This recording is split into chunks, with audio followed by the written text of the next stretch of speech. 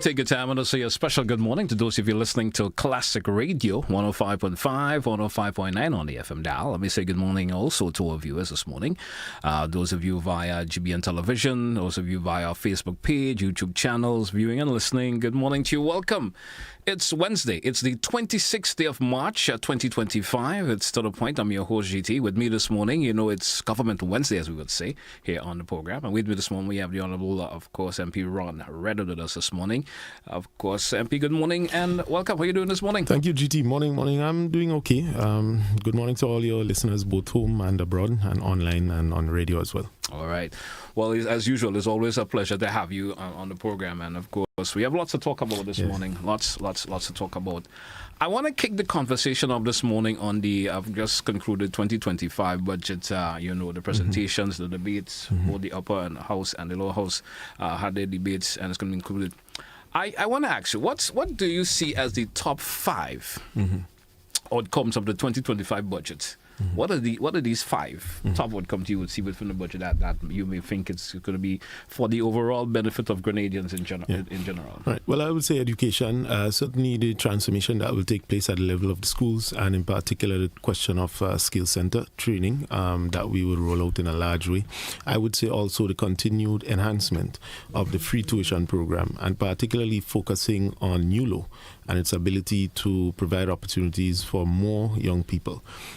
I would also say agriculture. There are some very exciting things that we see that will come out of that.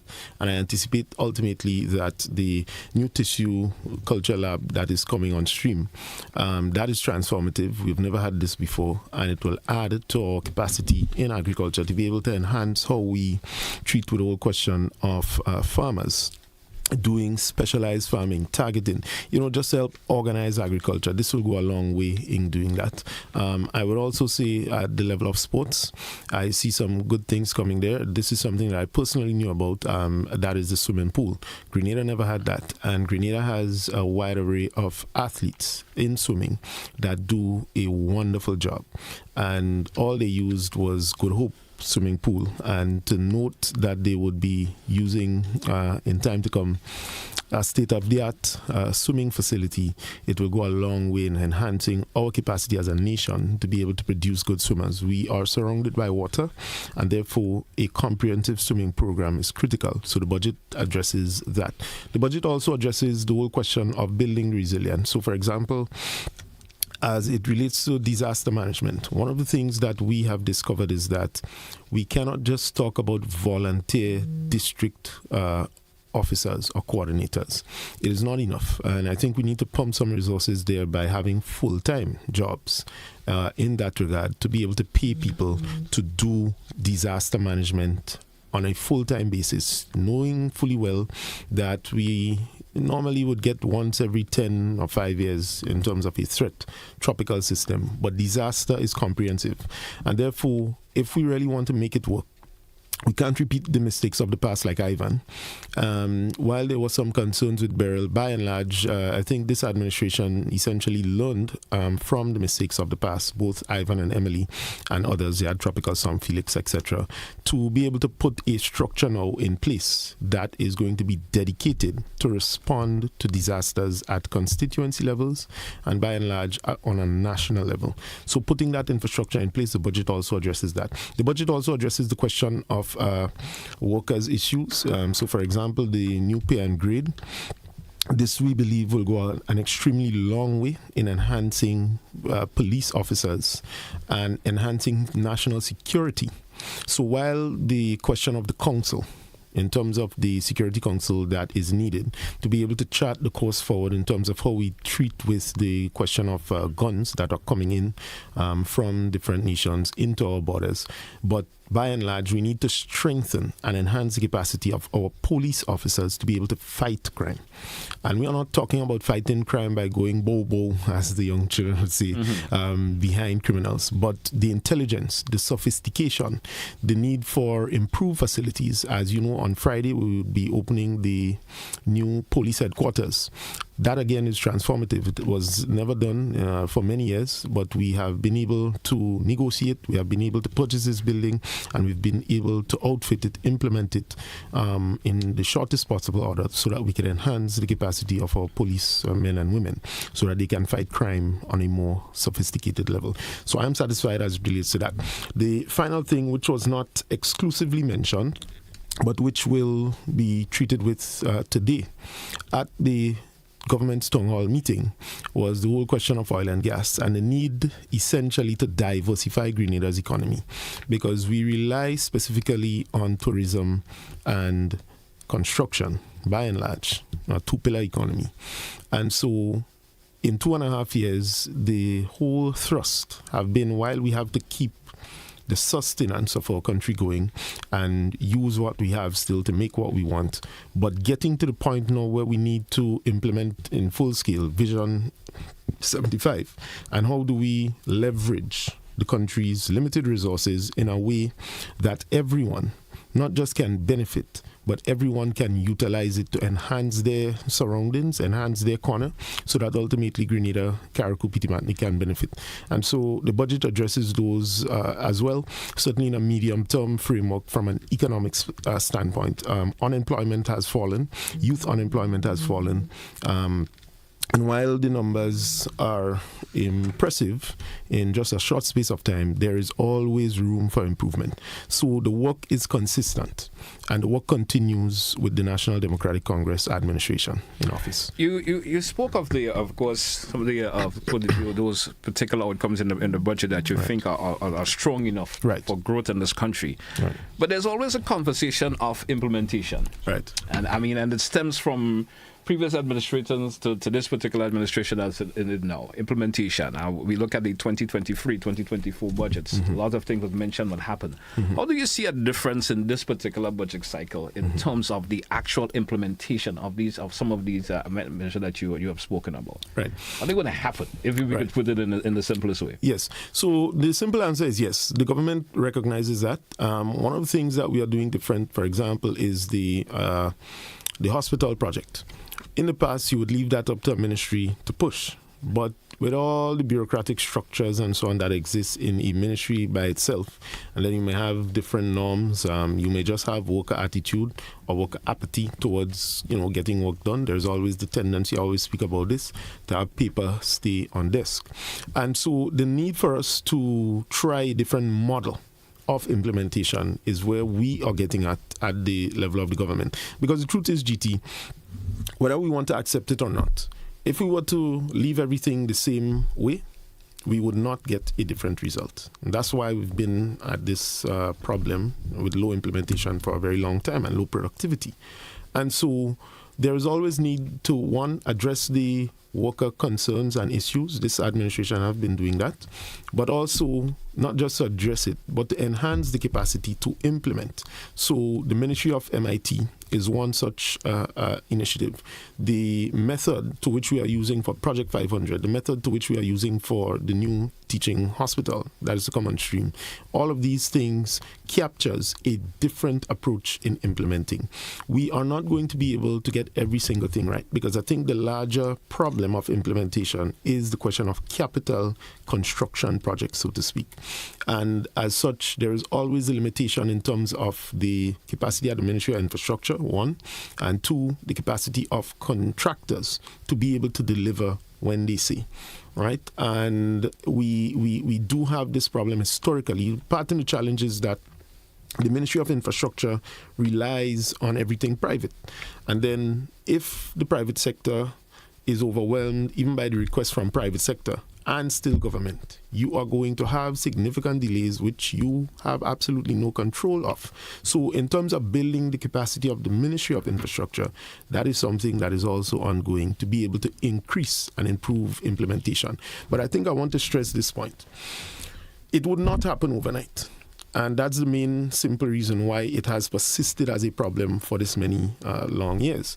So the truth is, for us to fix it, there would be starts, stops, in some instances, successes, failures, which is quite normal in the process of getting it right.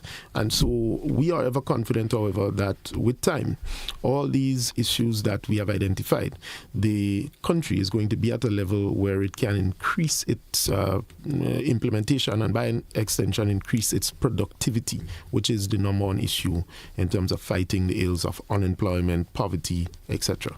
All right. Appreciate your contribution on that. You spoke during the budget on several issues. Right. One of them, of course, is the division of youth, the money program.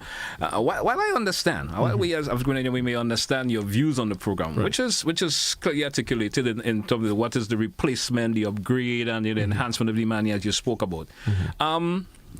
What is that replacement, I should say, the enhancement of the money between 2022 and now? Tell us a wee bit in relation to that. Right. I think one of the things that we had to do was to stop the wasting the young people's time by just placing them on training programs without any clear end goal in sight. And I'll tell you what I mean by that.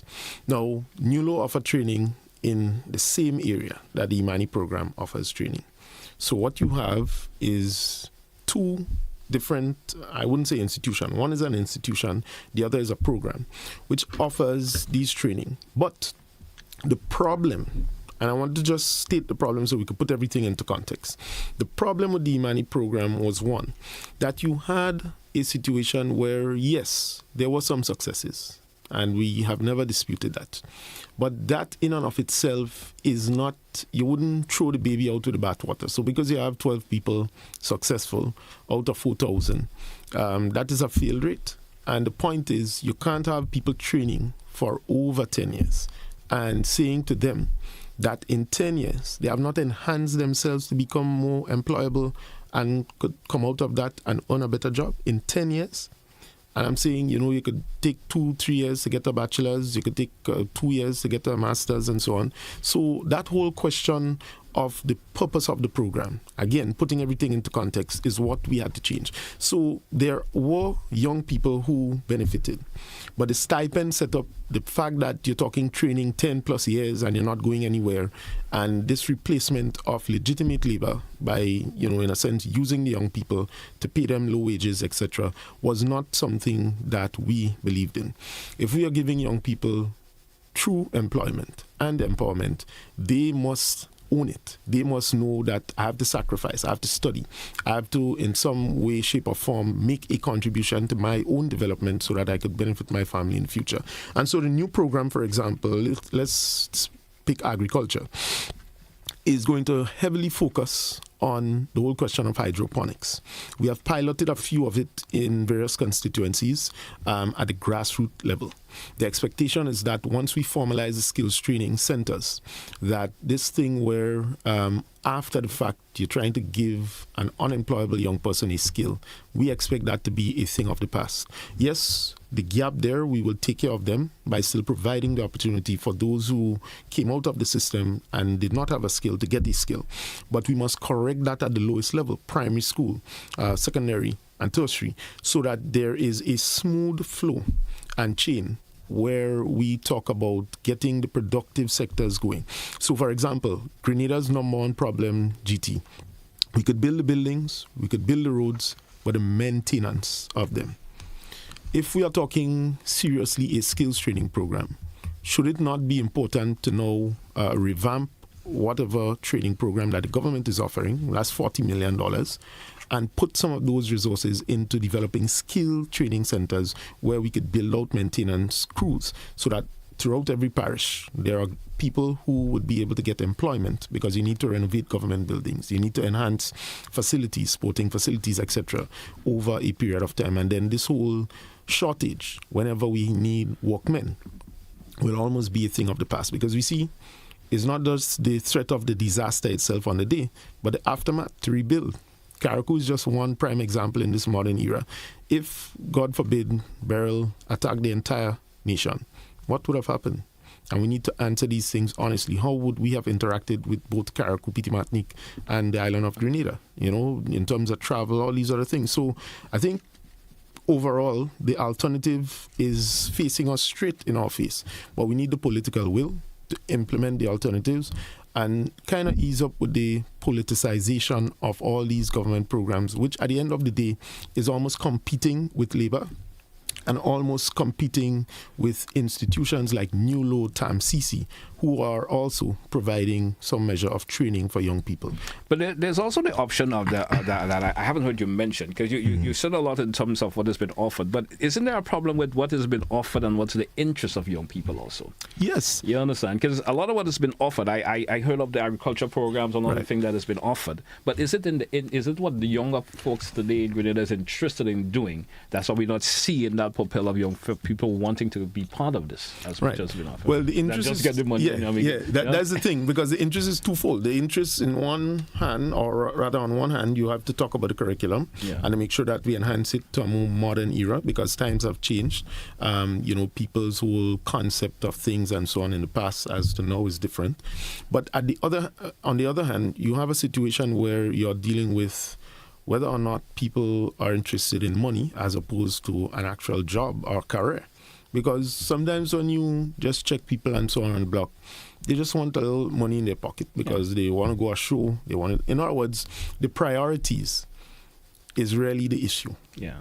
Because you can't tell me that you're unemployed, but you want to work so that you could go and gamble, you could go and lime, you could go and... In other words, the rationale is not adding up. And therefore, it becomes very difficult if you have such a attitude to be able to get work. Because I'll tell you the other side to it. Every single week, I browse through Grenadian papers, etc., and I look at the availability of jobs. There are jobs, especially in the private sector, which is what the government should be doing, creating the opportunity for the private sector to hire and to employ people, not the government to employ people and pay them low wages and so on, because that ultimately leads to failure of an economy. So getting the private sector to push. So there are jobs available, but can the people who are looking for jobs now fill the jobs? Exactly. The qualification aspect of it, that's what the problem And qualification also is one aspect, but if you even just looking at skills, in terms of the labor market for construction workers, can we fill the job, the gap that exists? No. People are talking about bringing in labor and so on. So we have that culture crisis, so to speak, in addition to the policy crisis that existed for a long period of time, which in a sense got us to this point where, you see me, I go just sit at home and I go collect a stipend and I go make ends meet and I could get a hustle on the block, I could think. So that whole mindset, that has to change. You need more young men to become productive, because the issue is the young men who lie on the block and so on. I mean, in all fairness to them, it's not just because they're doing that. The mindset and the environment is providing that kind of behavior. It is not them deliberately doing that because they didn't grow up so. They were cultured into it. I agree. I agree. Yeah. You know, the opposition raised several concerns as regards to youth. I still want to keep on the issue of youth for we bit here, especially the youth enterprise. What can young entrepreneurs look forward to in 2025 and even beyond? Beyond this? Well, I think we need to. It's a very good question. You know, I wouldn't pretend that I can sit here and just say exactly what young entrepreneurs are looking for. But I think we need to do extensive market research, because remember, you can create a business and be stationed in Grenada, but you're actually working for people in Barbados, St. Lucia, Trinidad and Tobago, etc. So the potential, in my humble opinion, is limitless. What we need to find out are what are the barriers towards creating new business. We in Grenada, I figure, GT, honestly, we have a limit on innovation. We do not train people to think and to go out there and to say, well, all right, while this is the norm, everybody's studying psychology, everybody's studying business, but I want to go out of the box. I want to study XYZ so that I can specialize in this area and be the first business in Grenada to offer this particular service, which can then serve the region, so that I could create more jobs, I could create more business opportunities, and do not rely simply on a little grant program, etc., to survive. But most of the times, the opposite is true, which is that people are relying more on things like that because what I would say is that the environment, the opportunity is not there. So take businesses, for example. This administration implemented what was called a CES program. The CES program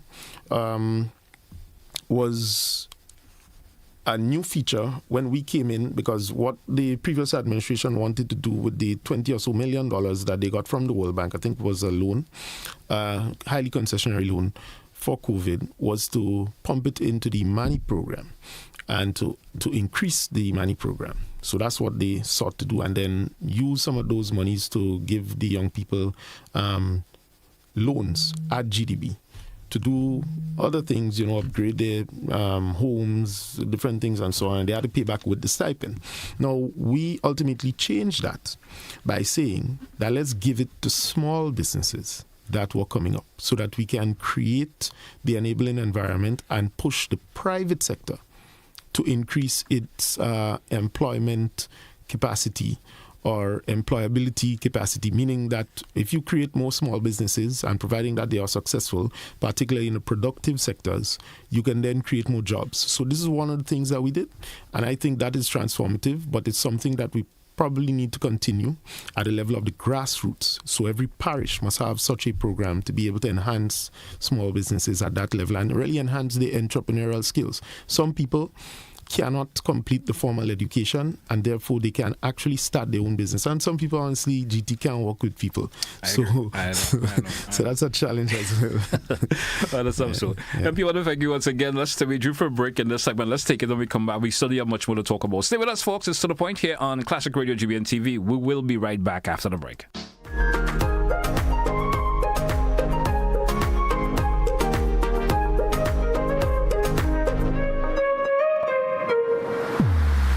Whether you're a culinary expert like me, okay, I'm joking, I'm not an expert, I'm a novice, or a novice like me, we have the products for you to assist you on your culinary journey.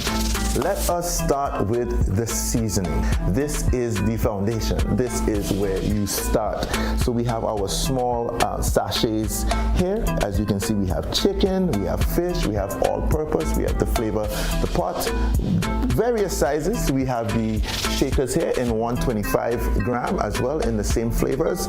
And if you want a larger format, we have it in the 200 gram. Remember, these things will be available at the GBN Maggie King of the Grill, and they're also available at your favorite store or supermarket nationwide.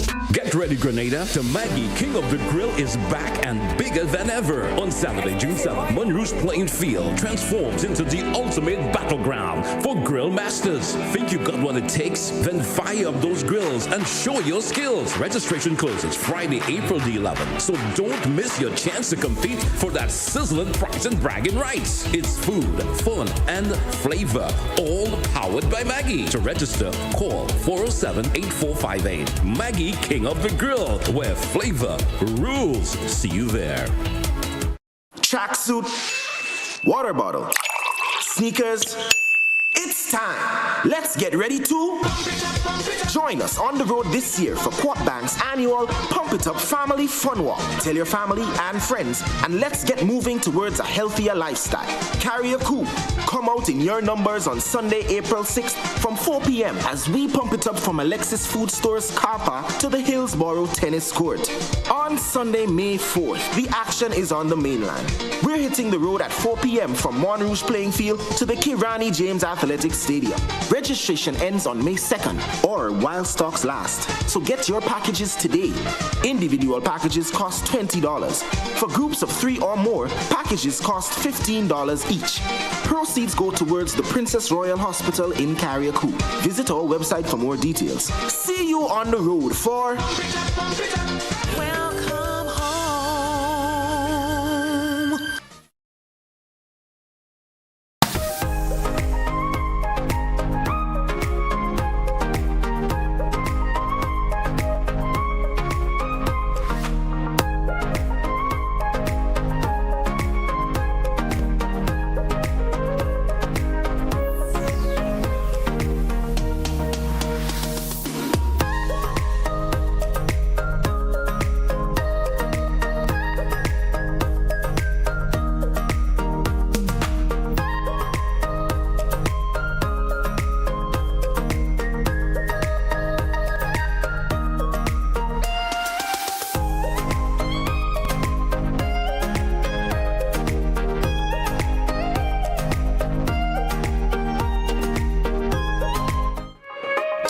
Welcome back, listeners. Welcome back, viewers. It's To The Point, your classic radio. I want to say welcome back to, of course, MP Ron RedHead this morning here on the program. And we have another question before we dive in. I want to get into a conversation about your constituency. I see time is really moving in us on this morning for some reason. I want to ask you in relation to this. I want you to give us some insight on what is contained in the 2025 budget, all right, for the areas of sports. Right. Now, I speak that in the context of Grenada having 2 Olympic medalists. We have, of course, the likes of Anderson Peters, Lyndon Victor with Kirani James, and making the finals for the 400 and so forth. What has been done, budgets and ministry-wise, to ensure that the upcoming games we have to continue to see Grenadians shine? What has been done via budget and ministry-wise? Right. Well, first off, I think I want to answer it in this way. I want to make a distinction. Do you know that, for example, the Athletics Association are the ones who are responsible for choosing people for Carifta and all these other things, right? So there is a structure, and because sometimes people equate, even with GFA. I saw recently a well-known sports commentator indicated that the government ought not to do something, but GFA is an independent association, and therefore how they fit into the national plan of sports is the conversation we should have. But if they decide to go and buy cheese versus milk or bread, the government or Ministry of Sports really has no say, so to speak, in what they do. So I think we need to work together as the ministry, government, and the associations to achieve what we have to achieve ultimately. But as it relates to that, I would say the biggest thing for us is the implementation fully of the Sports Council, National Sports Council, and to have now roll out the Parish Sports Council. Now, this is going to go well because I think by and large, if we're talking development of sports, we need a lot of grassroots sports to be played first and foremost, to start identifying the talents at a much younger and more refined in that, well, not refined, but natural age or stage. And let me tell you what I mean by that. It's one thing if someone trains and they become a good athlete. That's good too.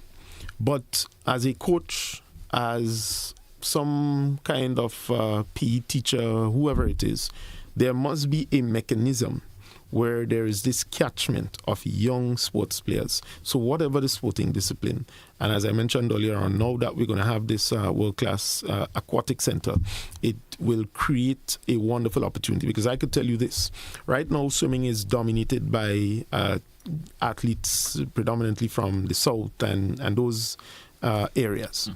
But there are excellent swimmers in St. Andrew. There are excellent swimmers in St. John, all right, St. Mark. There are excellent swimmers in St. Patrick.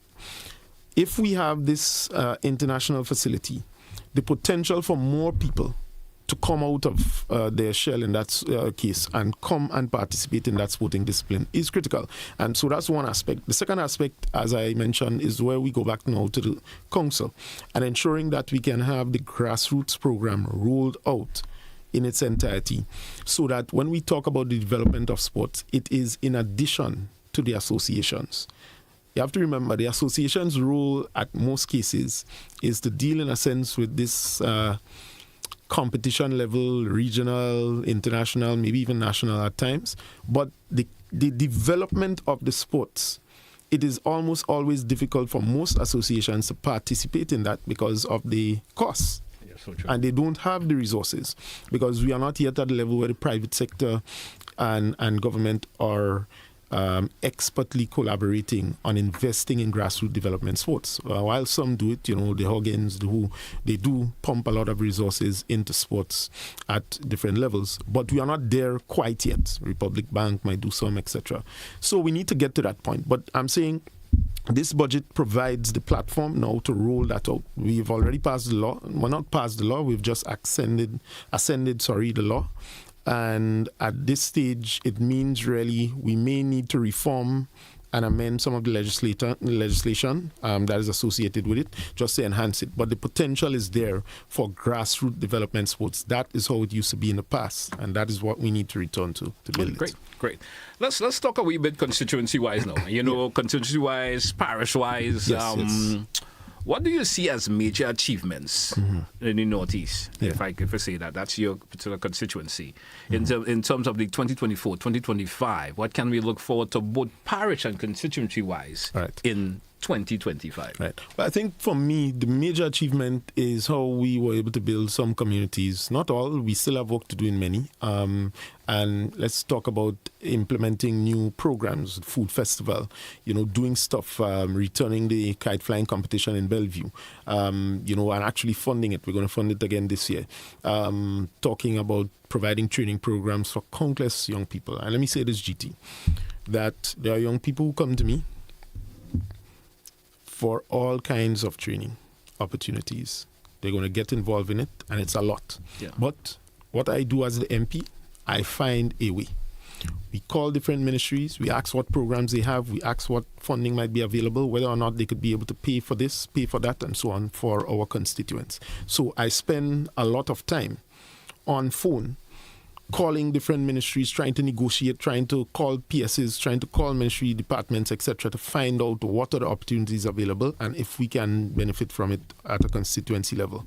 That is how I, take my time to be able to do it. So I think from a people standpoint, while we still do have many challenges in the Northeast, but we have done great many things to be able to enhance that. And that is something that we campaign on extensively in terms of that. We are getting ready to reach the point where we can bring institutions like NULO, NTA to the communities of Willis, for example, to be able to get the young men who otherwise may not go to NULO to register, but could register, start their course. Tuition free, all they need is the bus money. They need to stay the course too and finish, become an electrician, become a carpenter, so that they could then probably start their own businesses, do stuff for themselves, and do not have people exploiting their vulnerabilities. So that's one of the things that I am expertly doing, in enhancing the opportunities for a lot of single mothers, home and housing needs. That is being met extensively. The other thing is now the mitigation program that we have. So we're about wrapping that up. We're going to now move to the question of bypass roads and ensuring that the connectivity throughout the Northeast is greatly improved. And so that will deal with a lot of road widening on the sides of the roads, opening new roads where otherwise were just dirt roads, and we could actually get a road to be able to enhance, as I mentioned, the connectivity. So I'm looking forward to doing a lot of that and spending a lot of time with the people.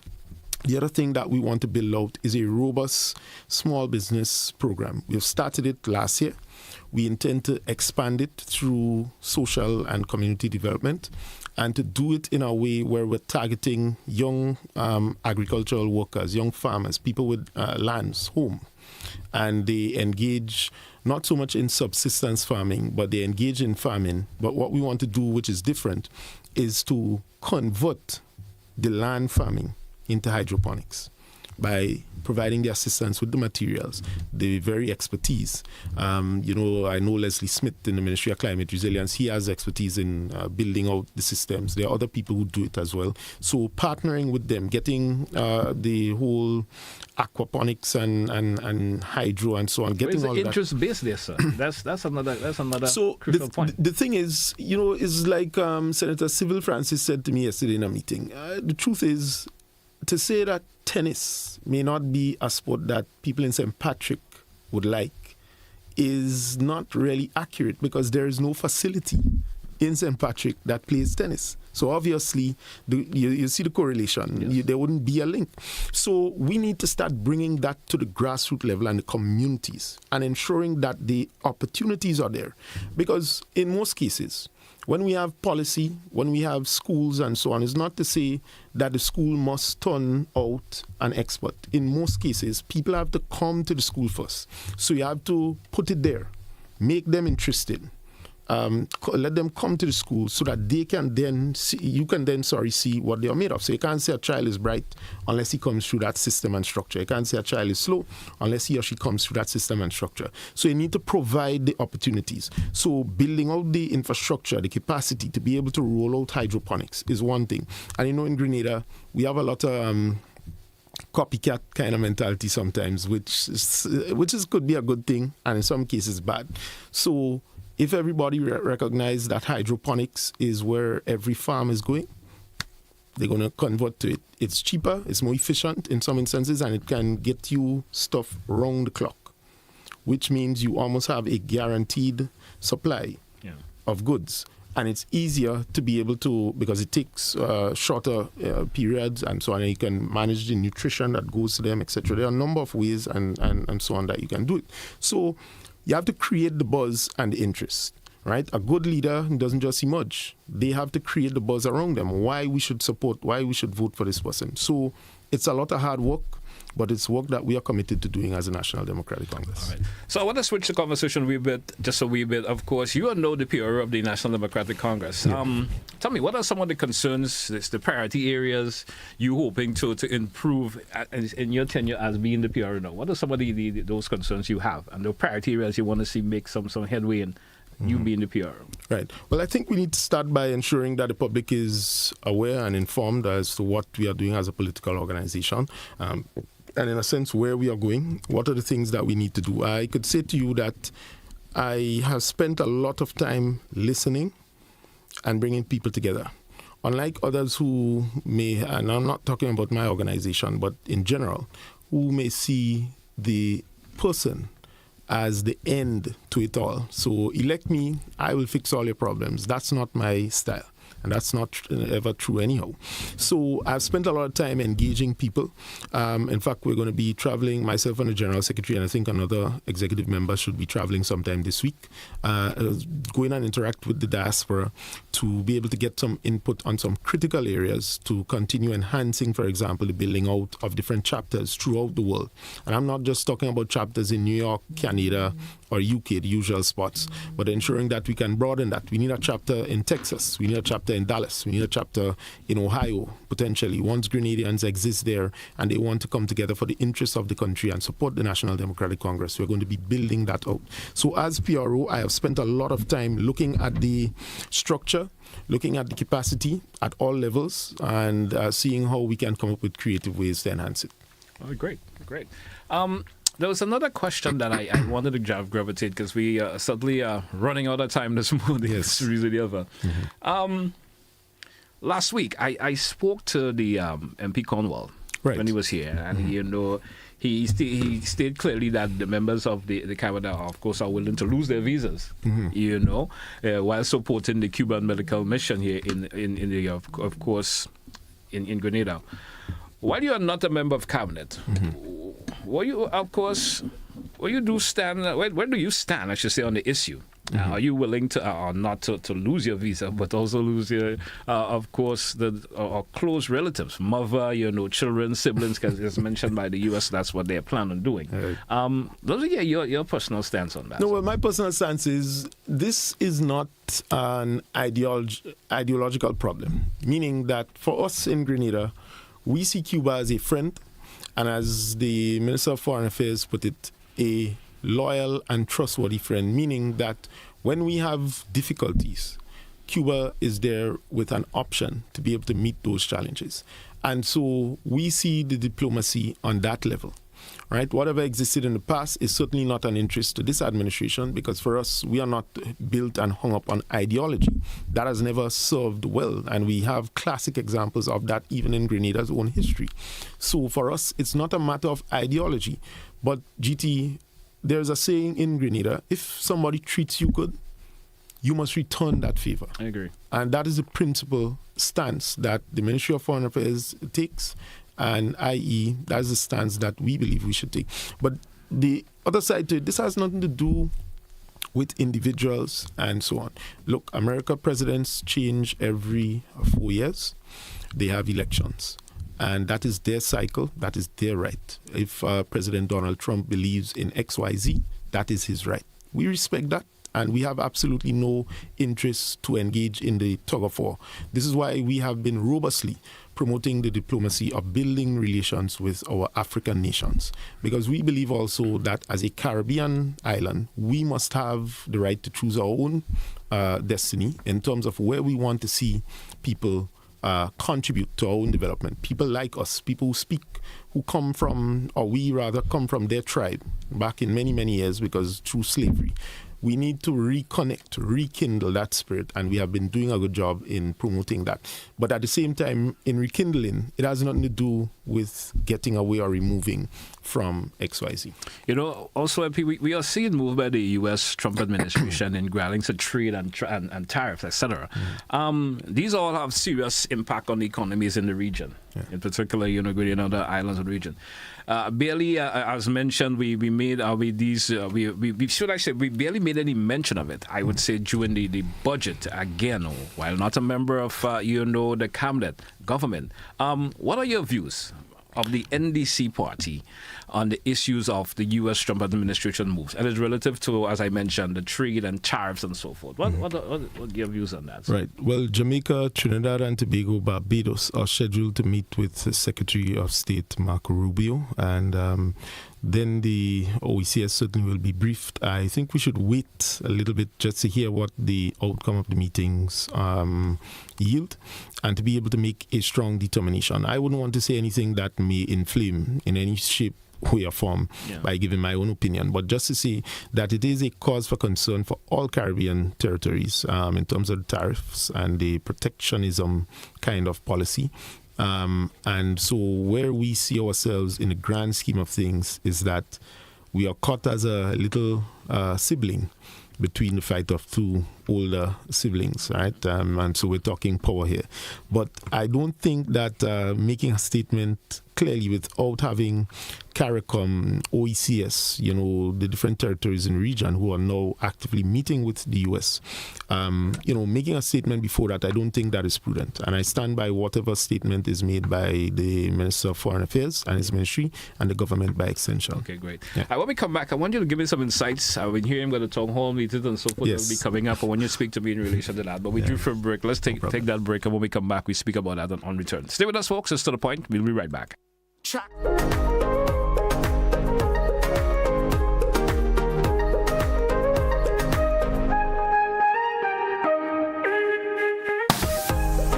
GBN family, we've got a brand new home on Facebook and you need to be there. Follow us now on Facebook at Grenada Broadcasting Network -GBN. Stay updated with the latest news, sports, entertainment, and everything Grenada. Don't miss out. Like, follow, and share. Grenada Broadcasting Network. Stay informed, stay ahead. First with the news, fast with the updates.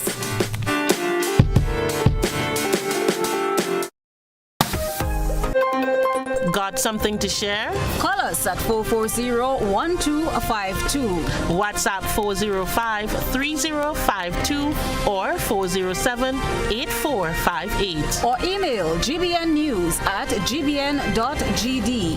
GBN News, first, accurate, voted #1.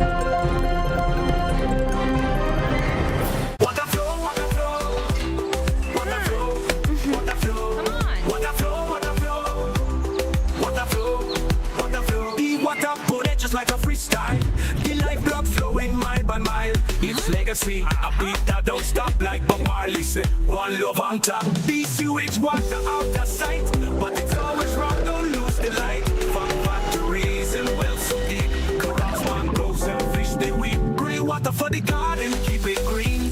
Save the cash and the earth gets clean. We used to water with a mindful mind. It's out of sight, but never far behind. In nature, the answers always flow. Like water running pure, the cycle grows.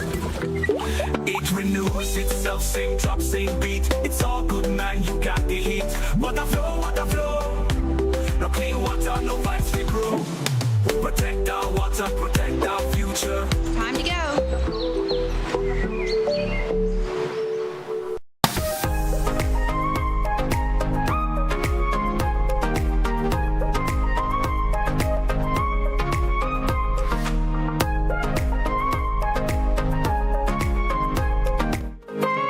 Welcome back, listeners. Welcome back, viewers. It's To The Point, Classic Radio GBN TV. MP Ron, welcome back once again.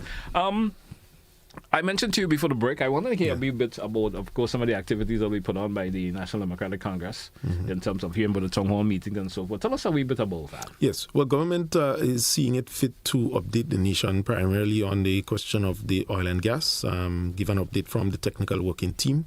We are also going to be talking a little about Vision 75 and also national issues. People will get the opportunity to voice their concerns nationally, right? And so we are promoting the platform, so to speak, which we have demonstrated both in the election campaign and even subsequently after that, by allowing the people to interact and speak to its leaders openly without any kind of censorship or secrecy.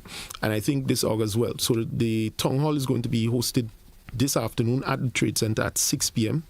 The expectation is that we are hopeful that the Trade Center would be able to hold everyone and that everybody who comes would be able to sit inside and participate. And those who cannot will be able to join online, but ultimately that all Grenadians, both home and abroad, will be able to listen. All right, great. So certainly hope for that. And this is will be ongoing on a monthly basis? Will be ongoing on a monthly basis. All right. Also, I saw, the NDC rally a couple of weeks ago. Of course, the next major activity is the town hall for the town hall that you mentioned. Yeah. And actually, again, we see a lot of activity taking place on the ground. What is this upsurge of all these activities? We're talking on both sides. The opposition, the ruling administration. Right. What is this upsurge? Well, I won't be able to speak on the opposition, but I do know that yes, there is an increase in their own activities as well. Well, what I would say is that it's part of the process of political parties to do their work. Whether or not the people believe that is work that should be done or, should be doing another work, but we are doing it. And we are doing it in such a way that for us, we campaigned on a policy of ensuring that members of parliament, when elected, would not be a phantom or a figment of people's imagination. That at least, even if they do not touch them, they will be able to see, hear them, know that they were in the area, following up on different things, and is not going to passively participate in the development of their constituency, but actively. And I can speak for myself. When we have fires, I am there on the ground mobilizing volunteers to be able to help out the fires. When we have disasters, I am there on the ground mobilizing, finding out from the business sector people whether they're safe, and then ensuring that I mobilize and manage the response to any disaster. So my leadership at the constituency level has been a very hands-on one, and one which I believe is working because we see genuine benefits. While we do have challenges, I do accept that, but from a political standpoint, this is something that is ingrained with this generation of NDC leaders, that we believe we must not wait until an election to see a member of parliament. A member of parliament must be there, talking to the people, vibes in with them, assisting them wherever he or she can. As we are on that level of the conversation, do you intend to run in the next general election? Of course. The only thing that can stop me is probably God himself. I'm just teasing the word. But, we're subjected to the process and all these other things, but I am interested. You're interested in running again. My final question before we entertain the calls, because we see the phones are going. Yes. The question may be asked. We see Trinidad and Tobago, Canada, where there are, of course, extremely short campaigns happening for them. Of course, Jamaica. Next month, Jamaica. Yeah. We hear whispers of other islands follow suit. Could we see Grenada follow suit anytime soon? I mean, this is just a question of the back just coming soon. What you see on that? Well, when the time is right, you ring the bell. This has been a normal practice. But no, I'm just joking. Your joke may tell a different story. Yes, so I'm just joking, but elections are a normal process in terms of electing representatives, and the public certainly will be informed as to when, how, why, and so on.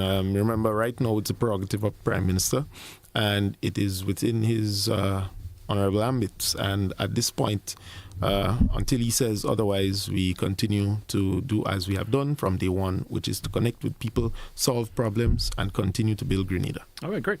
We want to entertain some calls, 435-2041, both via the WhatsApp and the direct line, 435-2041. I beg of you to keep your contribution short. We just have approximately 10 minutes left on today's program, so I beg you to do so. Let's go to the phone line and entertain our first caller. Caller, you are live. Good morning. Indeed, we'll do that, Mr. Telesford. Greetings and good morning, and good morning to your guests. Good morning. Good morning. At this current moment in my life, during what I call the period of creative idleness. I'm studying the process of separation of powers as established by great philosophers of the past, namely Locke and Montesquieu. I don't know if you heard about them, Mr. Gentleman, sir. Yes, sir. And I'm seeing, in fact, that we are being fooled and have been fooled for 51 years in this here country, that we elect lawmakers on the day of election, and the morning over after they take up a job as executors. No. This has worked for a long time and continued. It seems that the people who are involved in quote-unquote partisan politics, that has been serving them very well. I am convinced, and no more than any other, that this is where the farce is. Thus I ask you, so listening to your conversation there this morning, have you been able to establish how much time you spend? By the way, I should ask this, are you considered to be today a member of the executive?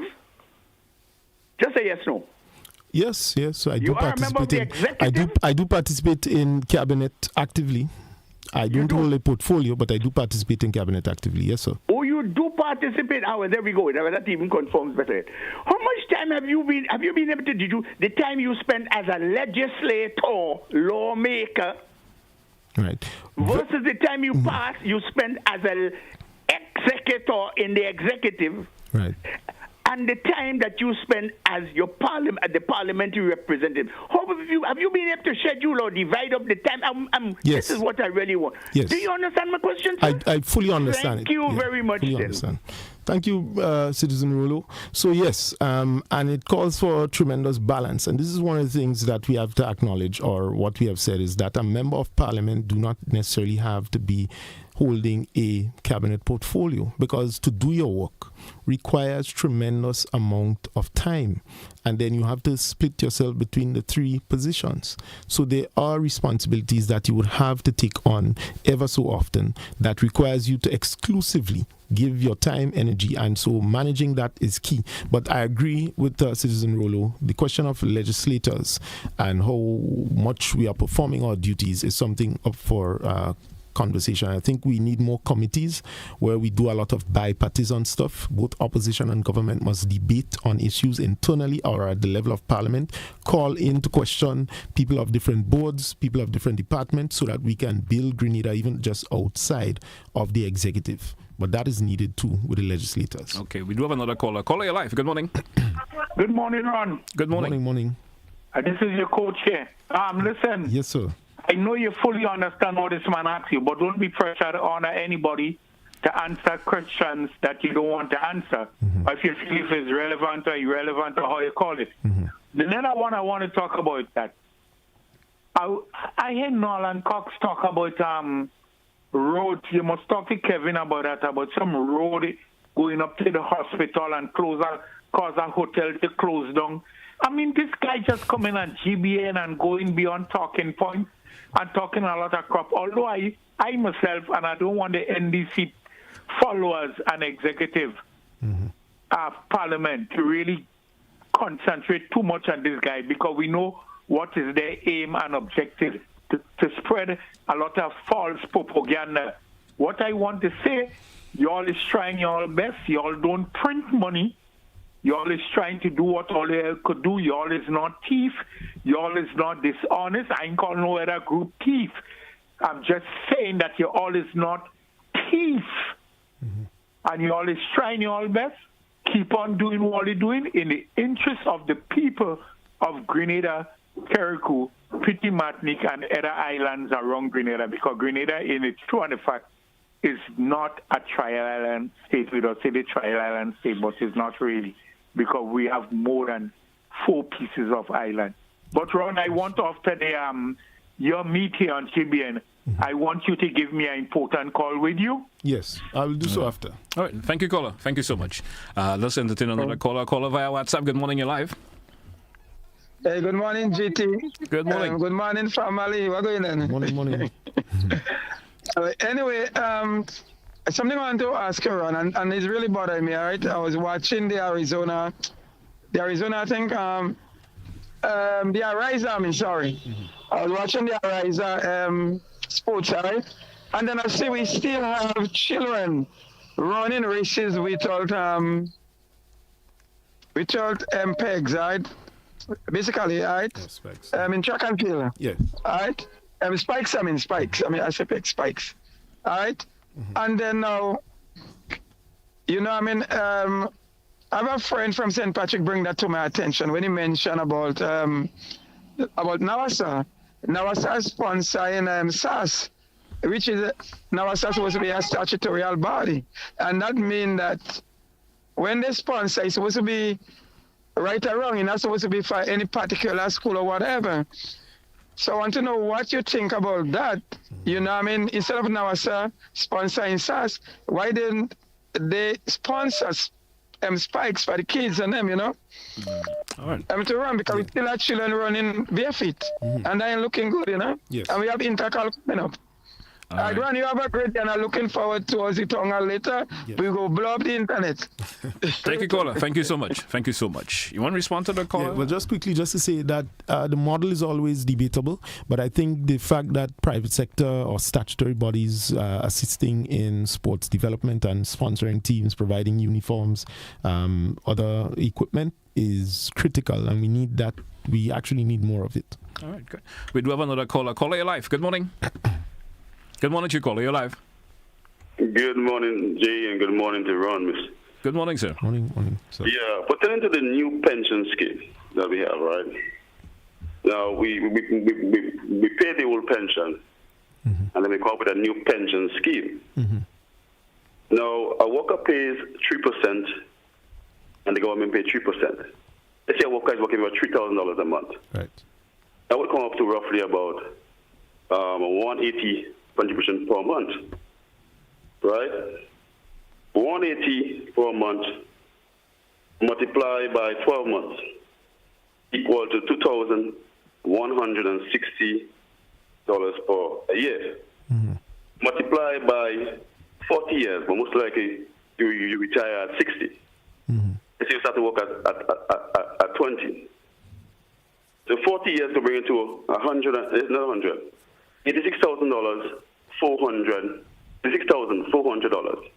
Let's say we invest that and the person get an interest of $20,000 on that. We name just a little over 100,000. So when that person is 60 years and they're drawing on this 100,000, how long do you think somebody can live on $100,000 after 60 years?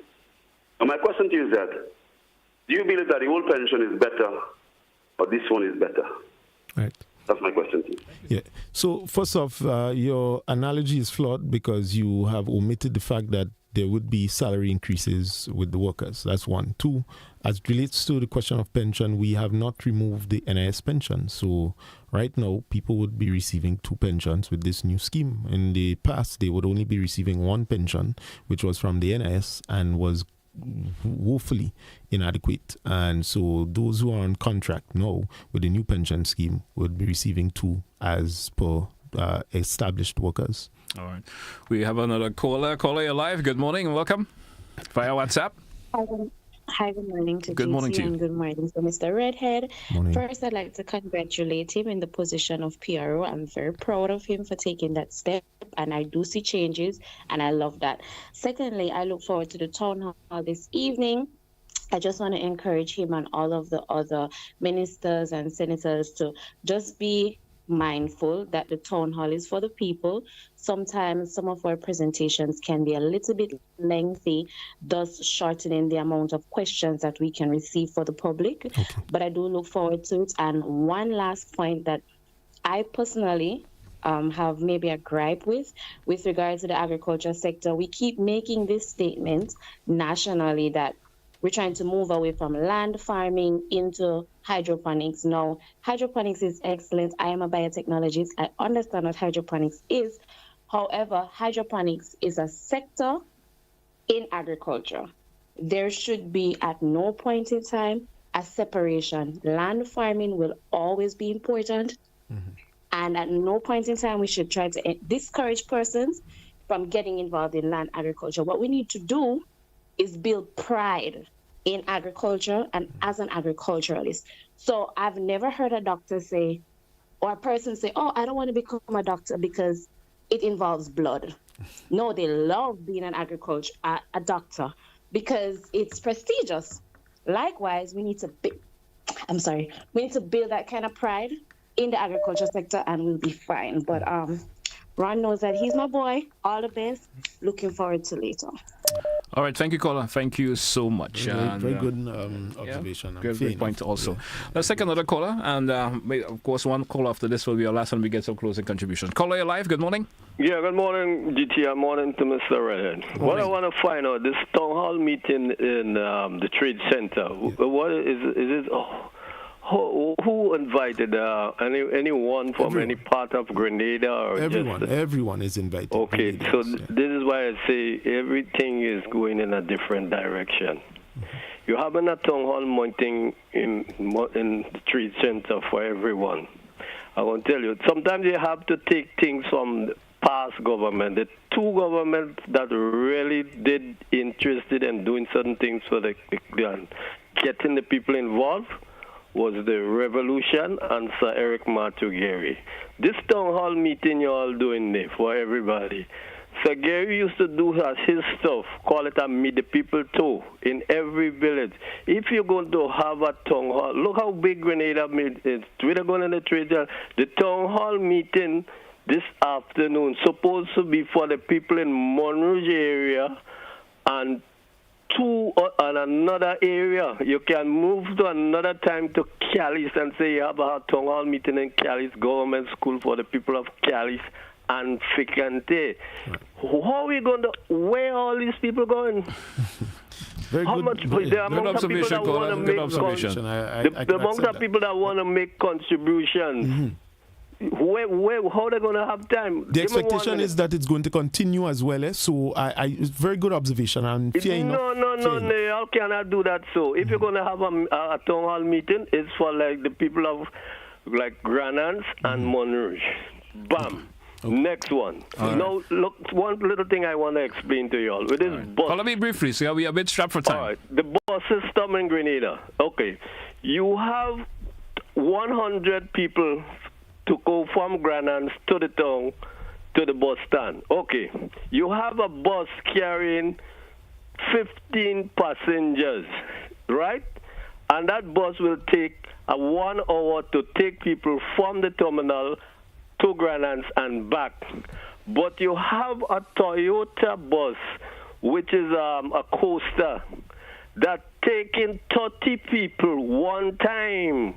So if you try to phrase out these buses and say, all right, from now on, when you bring in, once you're going into the public domain to joke public passengers, you have to bring in a coaster bus, and we will try to help you. Because to bring 20 people from Granans with a small Toyota bus for this 1 hour, you have to make 2 trips.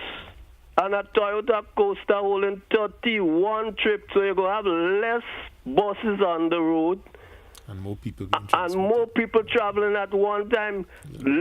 Same time, amount of fuel, less same amount of fuel and everything. I'm going to have to ask you to wrap because we need to move on. Thank you so much. Thank you so much. Let's move to another caller, which will be our final caller for the morning.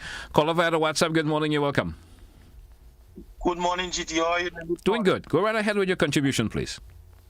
Okay, as always, I'm always the last caller. Good morning, MP Ron. How are you doing? Good morning, sir. Not too bad. Also. Thank you. Okay, wonderful. As it relates to the town hall meeting, I think the government has the right approach in terms of from constituency to constituency, because most people these days, like myself, I make a home from work and I'm not even going to go out to that meeting. I'm going to take it via social media. Therefore, I could really get that message, and that's where most of the messaging takes place these days through social media, whether it's YouTube, popularly, Facebook is the biggest one. Now, Mr. RedHead, I would like to see a bit more from you guys. And I realize you all started with the connecting. There is always a connecting thing that you almost never lose out on. I want to congratulate you guys so far on it, but I still would love to see more. Even though you're good, I want to see you excellent. I always love that push. Yeah. So I want to see more.